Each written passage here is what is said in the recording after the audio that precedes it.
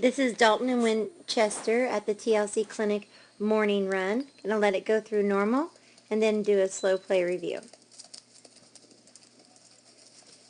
Looks like you rated him too late on first. We'll go back through and see where you could have helped him more. Second looked pretty nice. And then you're just easing him to third and just easing him home. Good job, Dalton. That's a 20.261. You ran a 17.2 in the afternoon, but you did catch a barrel, so let's go back through and watch this under slow play.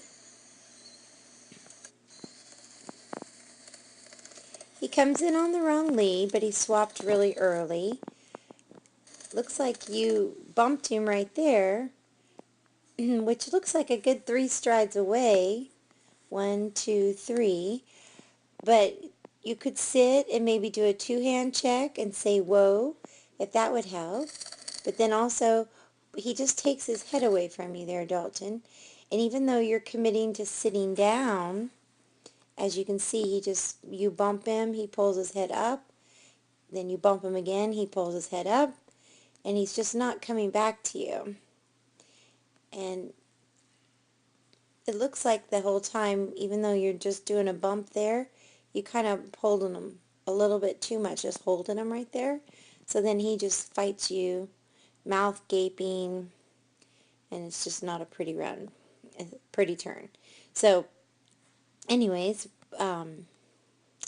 when I rode him, I really felt like he was on his front end too much, and I felt like he was really pushy into the bridle. And I guess that's why they have him in that leverage bit and that wire tie down. Nobody's ever backed him off. So I would, during the week, let's count how many strides. 1, 2, 3, 4. During the week, I would do a lot of drills with him because you lost so much time going 4 strides around that barrel.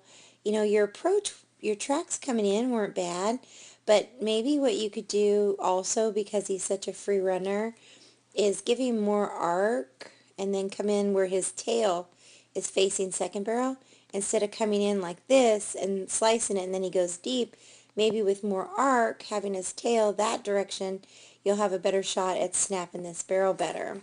So that's one thing to consider. But also during the week, I'd like you to ride him on his hindquarters more.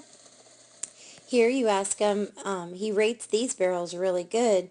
As a matter of fact, you know, it looks like he's ready to turn as soon as your leg gets to the barrel. 1, 2, that was just a beautiful turn. So he's more of a push horse to second and third, but a real free runner to that first one. You do a little check with him, and he really rims that barrel beautifully. So I love your left turns on him. That first barrel just needs some work, and it was so much better in the afternoon.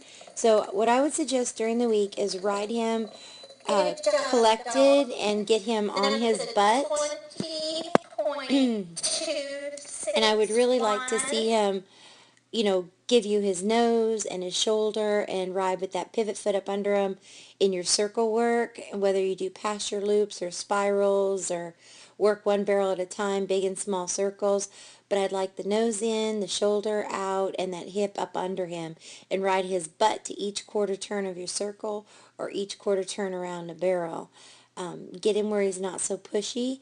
I would also, during the week, take that tie down off and back him off your hands, you know, and just get him where he's more respectful and using his hindquarters more, not so pushy. Do some rollback exercises, you know, get him coming back to you a little bit lighter. Do more transition work. But I really like him, and I think you two are going to be a great team. You had a beautiful pull pattern and a beautiful afternoon run. You just barely got that third barrel going in, and you ran a 17.2. So anyhow, great seeing you again, and I really like your new horse.